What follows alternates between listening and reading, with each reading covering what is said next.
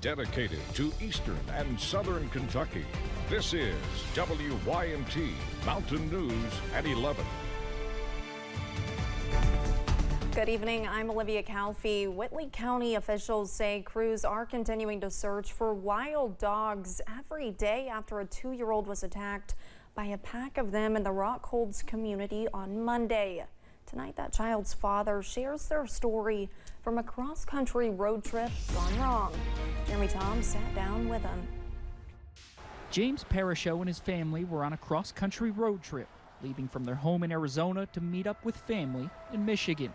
That brought them through the Commonwealth earlier this week. We were planning on going to the Cumberland Falls later Monday to show my kids Cumberland Falls. Parashow decided to stop by his old Kentucky home near Corbin, where he lived for nearly a decade. That's when their travels took a horrific turn. And I honestly, when I first saw my son, I thought he was dead. I'd never been so grief-stricken in my life. Parashow had just gone in the home when he heard barking and screaming coming from outside. And my son's laying on the ground, and there's a dog ripping into his legs, and all these dogs all around him. Parashow covered his son to protect him, then firing a revolver to send the dog scattering. His son turns 3 on Friday, but he's still in bad shape. He can't sit up, he can't walk or stand or any of that. Parashow worries how this incident will affect his child as he grows up. The scars are going to, hopefully, those will heal. But my fear is that he's gonna be afraid of dogs. So he shared his words of warning as they try to put this nightmare behind them. None of these were pit bulls. None of these were any kind of bully breed. Never trust a dog you don't know. And it's not always the dogs that you think it's going to be aggressive that are going to be aggressive. Jeremy Toms, WKYT. 4 dogs were rounded up near the scene Monday and euthanized, but Parashow believes there could have been as many as 15. Once the family's trip is finished, they say they will likely have to send their son home on a medical flight that costs $37,000. If you would like to support the Parashow family, you can learn more on our website, WYMT.com, or on the WYMT News app. We have learned some information this evening regarding a teen involved in a single car crash in the Elkhorn City community of Pike County.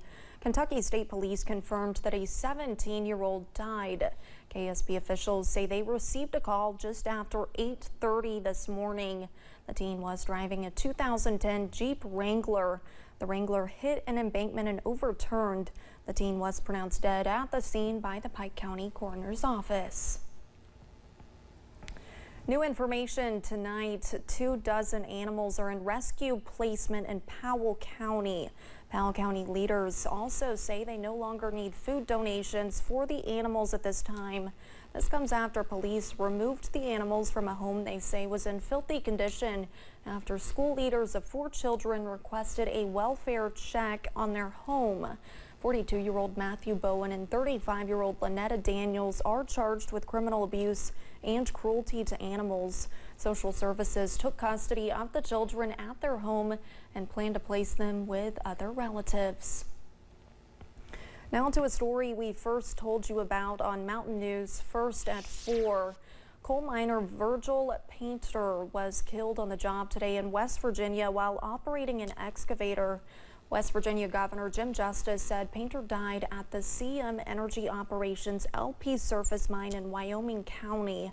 Justice released a statement about the incident saying, quote, "We really can't appreciate our miners enough for their work, which powers and creates steel for our homes, state, and nation. This is a tragedy beyond belief, and Kathy and I will keep this man and his loved ones in our prayers. We ask you to join us," end quote. Justice said this is the first coal mining death in West Virginia in 2024, but it is the second coal miner death nationally this year.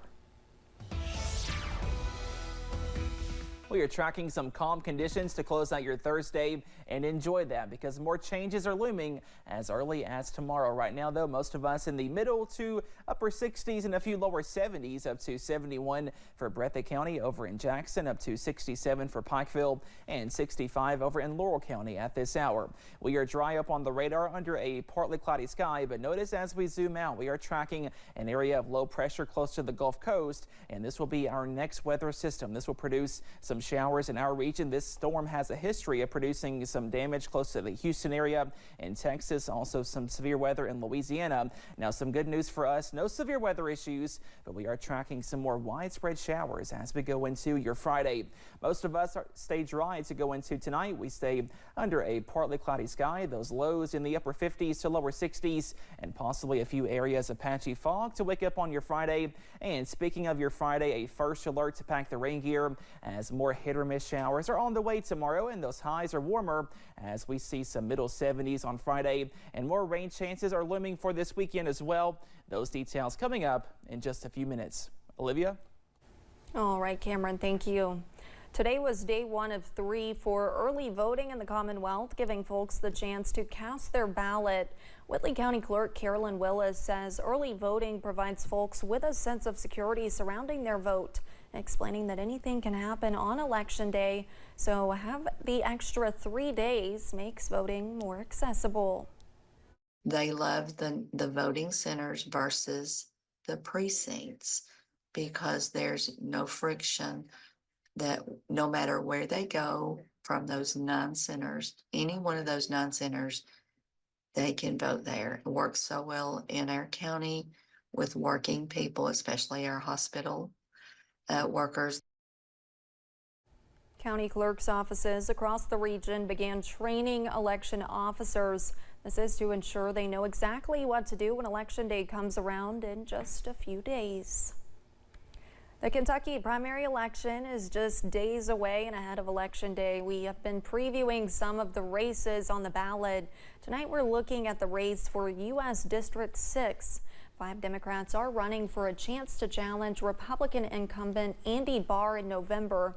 The Democratic hopefuls include Randy Cravens, who works in information technology, small business owner Todd Kelly, longtime activist Don Pratt, nonprofit creator Jonathan Richardson, and social worker Shauna Rudd. Michael Cohen returned to the witness stand today, where criminal defense lawyers tried to weaken his credibility under intense cross-examination. The testimony in Lower Manhattan comes as the trial of former President Donald Trump moves closer to entering the next stage. CBS News correspondent Bradley Blackburn reports from New York. On day 18 of former President Donald Trump's hush money trial, the defense pressed Michael Cohen about his history of lying under oath and his criminal record. They're trying to convince jurors that Trump's one-time lawyer and fixer was lying again when he linked Trump to hush money payments to adult film star Stormy Daniels and to falsifying business records to cover it up. The more that the defense spends cross-examining Michael Cohen, the more I think this really is their case and their theory, which is if you don't believe Michael Cohen, if you think he lied, then don't convict. In one effort Thursday to raise doubts and argue that Cohen sought revenge against Trump, defense attorney Todd Blanche played comments from Cohen's podcast. You better believe I want this man to go down and rot inside for what he did to me and my family. Cohen was sentenced to 3 years in prison amid the fallout of a federal investigation related to his payments to Daniels. Although he admitted to violating campaign finance laws, Cohen says he was wrongly charged with tax evasion. Trump has pleaded not guilty to 34 felony counts. The presumptive 2024 Republican nominee has repeatedly called the trial election interference. I think it was a very interesting day. It was a fascinating day, and it shows what a scam this whole thing is. Cross-examination of Cohen is set to continue Monday, and closing arguments could begin early next week. Bradley Blackburn, CBS News, New York. Trump's lawyer says he could finish up with his cross-exam by lunchtime on Monday. While it's still not clear whether Trump will take the stand, sources tell CBS News that's unlikely at this point. Coming up on Mountain News at 11, Americans are still dealing with credit card debt. Some of the top mistakes people make when trying to pay it down. Plus, wet weather is on the way tomorrow. Your Friday forecast after this break.